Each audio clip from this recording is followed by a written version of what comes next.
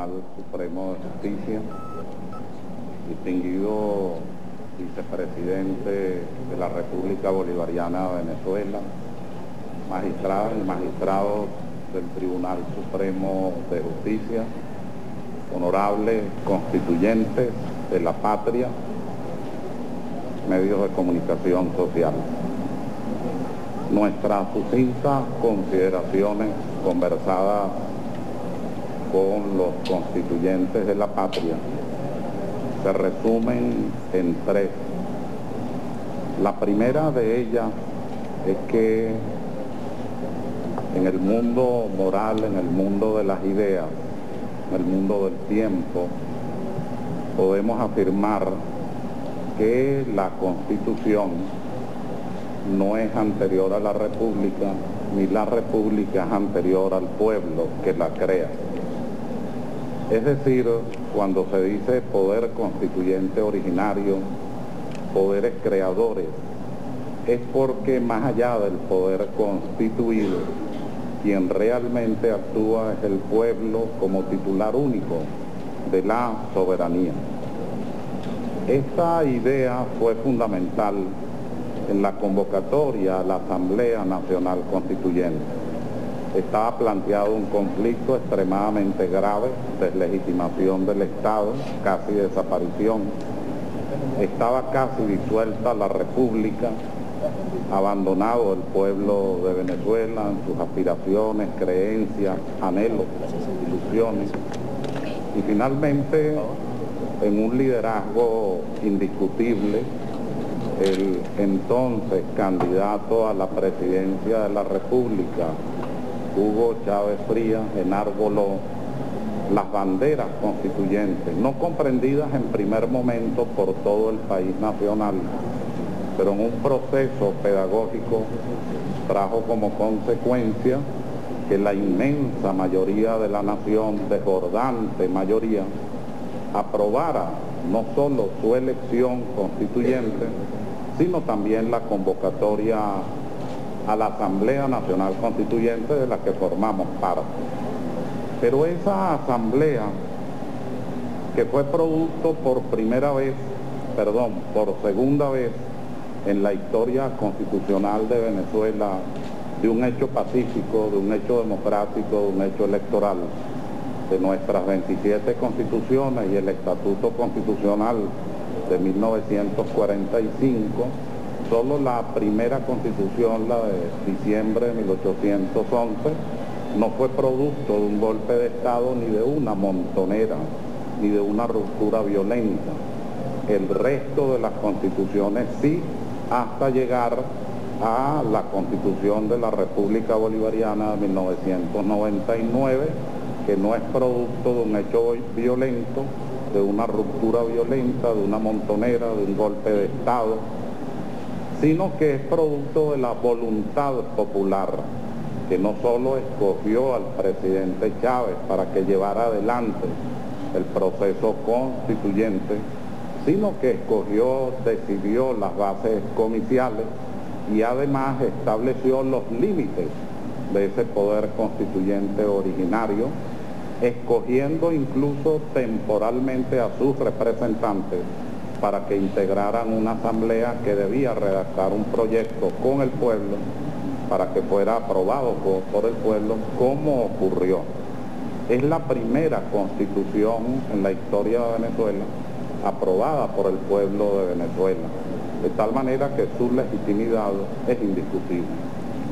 La segunda consideración tiene que ver con la fuerza normativa de la Constitución, como llama la mayoría de los constitucionalistas actuales. No solamente es que todo ciudadano investido no de autoridad está en el deber de restablecerla, si ocurriera algún hecho que violara sus procedimientos y violara sus normas y fuese sustituida, sino que además el constituyente atribuyó, mejor dicho, creó un Tribunal Supremo de Justicia, creó una sala especializada, la Sala Constitucional, que debía ejercer el clásico control de constitucionalidad. Control de constitucionalidad, como todos sabemos, en la historia venezolana, algunas veces lo tuvo el Parlamento hacia 1800, pero después lo tuvo inmediatamente la Corte Federal y de Casación y finalmente la Corte Suprema de Justicia, pero con una falta de organización de esa jurisdicción. Es el constituyente del 99 el que organiza la jurisdicción constitucional, llamada jurisdicción de la libertad, llamada jurisdicción del Estado social y democrático de derecho y de justicia, de conformidad a la norma de apertura en el artículo 2 de la Constitución. Esa jurisdicción constitucional ha sido llevada, conducida en momentos muy difíciles. Me atrevo con toda humildad a sugerir a los estudiosos del tema el concepto de sentencias de Estado.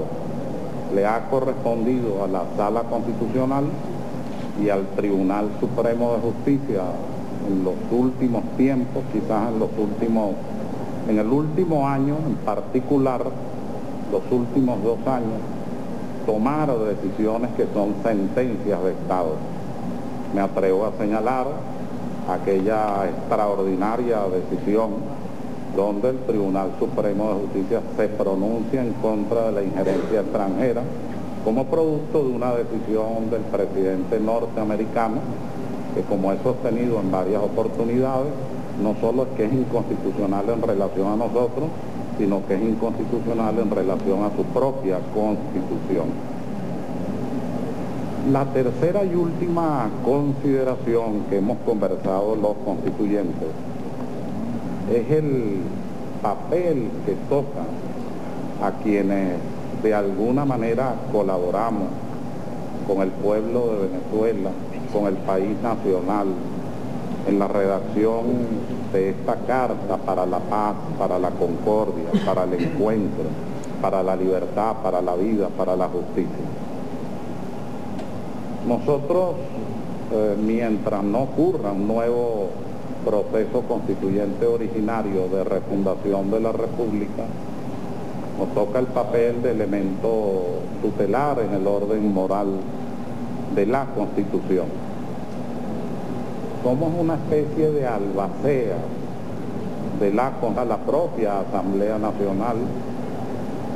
Corrijo las fallas, los errores, los atentados a la Constitución no son de la Asamblea Nacional, son de una junta directiva, me perdonan el término, trapacera, probablemente muy poco conocedora del tema constitucional y que está jugando por intereses personales, por una pugnacidad interna a desestabilizar la República. Probablemente se les olvida que una Constitución no es el producto de una élite, ni siquiera el producto del gobierno o de la oposición. Una Constitución de ninguna manera es el producto de un sector o de una mayoría circunstancial. Ella fundamentalmente es el producto de un pueblo que decidió ser libre. Y el pueblo de Venezuela decidió ser libre en la inspiración siempre vigente del pensamiento político de Simón Bolívar. De tal manera, muy apreciada presidenta, debo decirle que en nombre de los constituyentes, de nuestras conversaciones, de nuestros diálogos, de nuestras inquietudes, de nuestras aspiraciones, el Tribunal Supremo de Justicia y su conducción constituyen para nosotros un paradigma moral y ético y de profundo respeto a la constitucionalidad en Venezuela. De ninguna manera hemos visto al Tribunal Supremo de Justicia politizado, sino que por el contrario, buscando el camino de la paz, de la concordia, que solo es posible en el marco de la Constitución. Lamentablemente, me perdone la Iglesia Católica a la que pertenezco, hay bienaventurados y hay malaventurados. Malaventurados los que pudiendo construir, ayudar a la patria a salir de los graves problemas sociales y económicos que tenemos, le dan la espalda por intereses personales. bienaventurados, como aquí los magistrados y ustedes del Tribunal Supremo de Justicia, que han sido capaces de llevar con pulso republicano y democrático el cumplimiento de la Constitución, que es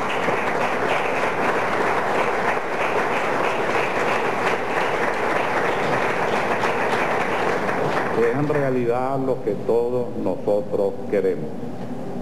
Termino mis palabras en nombre de los constituyentes, diciéndole a usted con mucha claridad y diafanidad que cuentan con nosotros desde este areópago humilde, pero areópago al fin de ideas, donde la única puerta de entrada es la del amor verdadero y genuino a la patria, como lo hemos sentido en las decisiones que aquí se toman y que seguramente tendrán que tomar.